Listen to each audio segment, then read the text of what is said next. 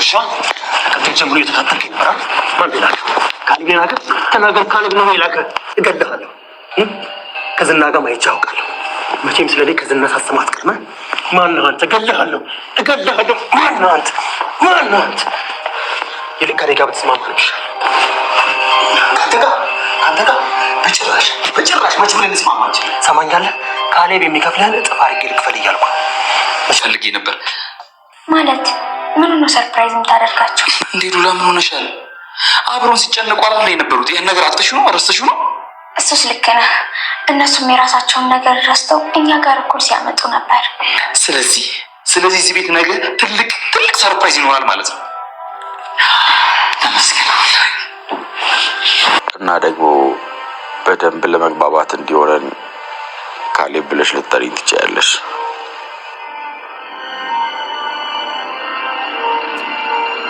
እሺ አለቃ፣ ማለቴ ካሌብ። ጥሩ። ይሄው ፈታ በይበት። ሰሚኛለሽ? እኔ እንዳንቺ ለማኝ አይደለም። ያንቺ ችግር ግን ምን እንደሆነ ታውቂያለሽ? አሁንም ስለ ችግር እያወራሽ ነው? ቃሉ ራሱ እንዴት እንዳስጠላኝ። አሁንም በእናንተ ችግር ተመሳሳይ ነው። ሁሌ መነሳትን ብቻ ነው የምታዩ። አታስቢ እህቴ፣ አሁን ላይ አነሳሴ በጣም በከፍታው ስለሆነ ካሁን በኋላ አልወድቅም። እሱን እናያለን። ይልቅ ገንዘቡ ይጠቅምሻል። የዛሬው ጥጋብሽ ነገ ተከትሎሽ አይሄድም። እሺ? ጭራሽ ገንዘብ ልስጥሽ ባልኳት ተሳድባ ትሄዳለች። ለነገሩ ድሆች እንደዚህ ናቸው። ደግሞ ለነገሽ ምናምን አላለችም። ነገዬንማ ዛሬ ቀድሜ አሸንፌዋለሁ። ማህሌት እንዲህ በቀላሉ ወድቃ የምትቀር ነው አይመስላችሁ የነበረው?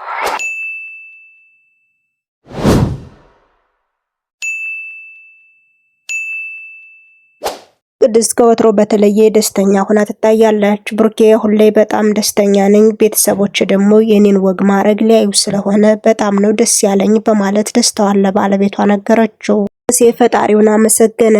እኔ ሳይገባኝ እንዲገባኝ ስላደረግክ አመሰግንሃለሁ በማለት ፈጣሪውን ከልቡም አመስግኗል። አሁን ላይ ገንዘቤና ድርጅቴ ስለተመለሰልኝ በጣም ደስተኛ ነኝ። ቤቱ ባይመለስ ችግር የለውም፣ እንግዲህ ገንዘብ ካለ ቤቱን መግዛት እችላለሁ በማለት ባለው ነገር ተደስቷል። ሰላም ጤና ይስጥልኝ አድማጭ ተመልካች ቻናሌ ቤተሰቦች እንደምናላችሁልኝ በያላችሁበት የዓለም ዳርቻ ሰላማችሁ ብዝት ይበል እያልኩኝ ለኔ ቻናል አዲስ ከሆናችሁ ቪዲዮ ላይክ ቻናሌን ደግሞ ሰብስክራይብ በማድረግ አበረታቱኝ። አብራችሁን ቆዩ። ማህሌት ወደነ ካሌብ ከሄደች በኋላ ማስጠንቀቂያም ተሰጧታል። ምንድነው ያደረግሽው? ምንድነው የተፈጠረው? በማለት የተለያዩ ማስጠንቀቂያዎችን ከሰጧት በኋላ አሁን ላይ ልብስም መኪናም ተሰጧታል። መሀልም የስራ ድርሻዋ ተነገራት። አሁን ላይ ሰዎችን እያታለልሽ ወደ አረብ ሀገር እንልካለን እያልሽ ወደዚህ ታመጫለሽ ስትባልም ይህ ነገር በጣም ቀላል ነው በማለት ተናገረች። ካሌብም በአማርኛዋ ስለተበሳጨ ከዚህ ቤት ቀላል የሚባል ስራ የለም፣ እንዲት ቀላል ናት ብለሽ የተሳሳትሻት ነገር ዋጋ ልታስከፍልሽ ስለምትችል ጥንቃቄ አድርጊ ተብላ እንደማስጠንቀቂያም እንደማስፈራራትም ተነገራት። በወሬያቸው መካከልም ቃጠል አድርጎ ከዚህ በኋላ አለቃ ወይም ደግሞ ጋሼ እንድትይኝ አልፈልግም፣ ለስራችን መግባቢያ ያክል ካሌብ ብትይኝ ይሻላል በማለት እሷም በሐሳቡ ተስማምታለች። ወቀው ሞገሴን ከቀጠረ በኋላ ሰርፕራይዝም አድርጎታል። ምን ፈልገህ ነው የደወልክልኝ? ምን አዲስ ነገር አለ? በማለት ብቻ ነገሩን እስኪሰማው ሞገሴ ችኩል ብሎም ነበር። ታዲያ ጠበቃው ሰርፕራይዝ አደረገው። በእርግጥ የፈለኩ ደስ በሚል ጉዳይ ነው፣ ደግሞ አሳዛኝ ጉዳይም አለው ሲለው ክፉኛ ደነገጠ። ብቻ ግን ደስ ከሚለው ጀምርልኝ፣ ሀዘንማ ከርሞብኛል በማለት ሞገሴ ሀሳብም ሰጥቶ ነበር። የጠበቃው ድርጅቱና ገንዘቡ እንደተመለሰለት ነግሮት ቤቱ ግን አልተመለሰም በማለትም ብዙ ነገር ቢልም ሞገሴ ግን ራሱን መቆጣጠር አቃተው። በጣም ደስ ብሎት ነበር። ብዙ መከራና ሀዘን አሳልፍ ያለው እንደዛሬ ደግሞ ደስ ብሎኛ አቅም ብዙ ኃጢያተኛ በሆነም ፈጣሪ ግን ይቅር ብሎኝ ገንዘቤን እንዲሁ በቀላሉ መልሶ ደስተኛ አድርጎኛል። ፈጣሪን አመሰግነዋለሁ። አሁን ላይ ምን ላድርግልህ በማለት ጠበቃውንም ገንዘብ እንደሚሰጠው ነገረው። ጠበቃው ግን እስካሁን የበደልኋችሁ ይበቃል፣ ካንተ ምንም አይነት ገንዘብ አልፈልግም አለው። ልቁንስ ገንዘቡ ይቅርብኝና ደውለህ ለሉላ ሰርፕራይዝ አድርጋት፣ የሆነና የተፈጠረውን ነገር ተስማ እያለውም ነበረ። እናም አሁን ነው ደውዬ የምነግራት፣ በጣም ደስ ይላታል፣ በጣም አመሰግናለሁ በማለት ገንዘብ ግን እንደሚሰጠው ነገረው። ቅድስት ሰርጋቸውን በደንብ እያጧጧፉት ነው። ቅድስት የሆነውና የተፈጠረው ነገር ሰርፕራይዝ አድርጓታል። አሁን ላይ ልታገባ ስለሆነ ከምንም ከማንም በላይ ደስተኛ ነኝ ትላለች። ስለ ቬሎ መረጣም ስለ ሰርጉ ሁኔታ ሴቶቹ ሰብሰብ ብለው እያወሩ ነው። እናም 2 ሚዜ ብቻ ነው ያለኝ፣ 3ኛ ሚዜ ግዴታ ያስፈልግሻል በማለት ዳጣ አንዳንድ ነገሮችንም ስታዋራት ነበረ።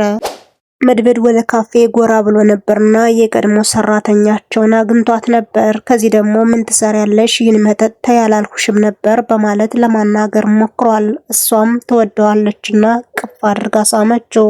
እሷም መጠጥ እንደቀነሰች ካወራች በኋላ ስለ መሀሊትም አውርታለች። ስለሆነውና ስለተፈጠረው ነገር በልጅ ነግዳባት ነበር፣ እኔም 200 ሺህ ብር አታለልኳት በማለት ነገሩን ጀምራለታለች። መድብልም ይህን ነገር ከሰማ በኋላ ብዙም አልተገረመም። እሷም በሰዎች መቀለድ ነው እንጂ የምታውቅ ሰርቼ ሰው ልሁን ስለማትል ብዙም አያስቆጭሽ በማለት ብቻ ግን ነገሩን አራሳስተው ሌላ ጨዋታም ቀይሰዋል። ያቸው መካከልም የአቶ ካሌብን ሰው ስላየው ወደ ሽንት ቤት ደርሽ ልምጣ በማለት እሱንም ይዞ ምንድነው የምትከታተለኝ በማለት በወስክም ሲያጠጣው ነበር። እኛ ነኝ አቶ ካሌብ ሰው ነህ፣ በዛ ላይ ከዝና ጋርም ከዚህ በፊት አይቻለሁ፣ ስለዚህ እነሱ የሚከፍሉን በጥፍ ልክፈል ከኔ ጋር ስራ በማለት ተመታው በኋላ በጸባይ ለማናገር ሞክሮ ነበር። ሰውየው ግን ገንዘብ ይኖረዋል ብሎ ስላላሰበ እኔ አንተን አላምንህም በማለት ነገሩን ቢያስቀይስም ገንዘቡ አሁን ይገባልሃል በማለት በኮንፊደንስ እያናገረው ነው።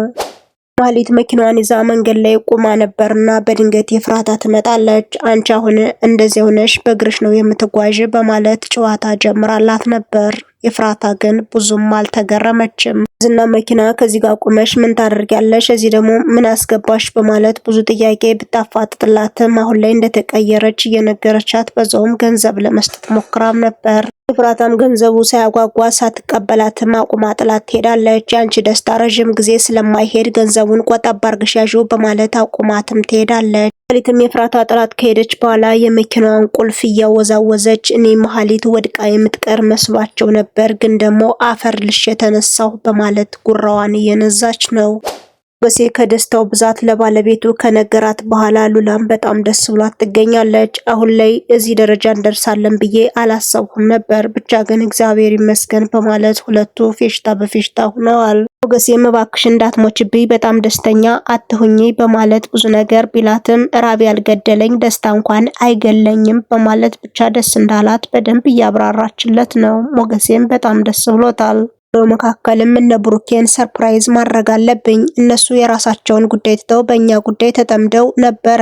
ይህን ጊዜ ይህን ንፋስ እንድንተነፍስ ያደረጉም እነሱ ናቸው። ስለዚህ ሰርፕራይዝ አረጋቸዋለሁ በማለት ሉላም ይነግራታል። ሉላም የሆነውና የተፈጠረውን በደንብ ካስታወሰች በኋላ እሱስ ልክ ነህ ይገባቸዋል በማለት ሁለቱ በሐሳብ ተስማምተዋል። መድብል ሰራተኛዋን ካፌ ታገኛት በኋላ ወደ ስራሽ መመለስ ከፈለግሽ ስራው ክፍት ነው፣ አሁን ግን ሴተኛ ዳሪ ሆነሽ እንድትቀጥይ አልፈልግም፣ ቅድስትን በቅርቡ ስለምታገባ በዛውም ለሚዜነት ይመቸናል በማለት ለመድብል ጥሩ የሆነ ስሜት ስላላት አላቅማማችም። በቃ እንሂድ በማለት ሁለታቸው ተስማምተው ወደ ቤትም ይዟት ጎራ ብሎ ነበር። ታዲያ ዳጣ እንዴት ይዛሃት መጣህ በማለት ብዙ ነገር ትለዋለች። መድብልም ብዙም ሳይቆጣ አሁን ላይ በሰዎች ላይ ቂም መያዝ አያስፈልግም፣ ይቅርታ ማድረግ ነው የሚያስፈልገው በማለት ብቻ ግን ለብሩኬም ደስተኛ እንደሆኑ በደንብ እየነገሯትም ነበር። ከዚህ ጋር ስራሽን መጀመር ትችያለሽ ብለው ፈቀዱላት። ነገሩ ግን ደስታቸውን ሳይጨርሱ አሁን ላይ ዝና ተፈቷል የሚባለውን ወሬ ከሰሙ በኋላ ሁሉም በድንጋጭ ወድቀዋል።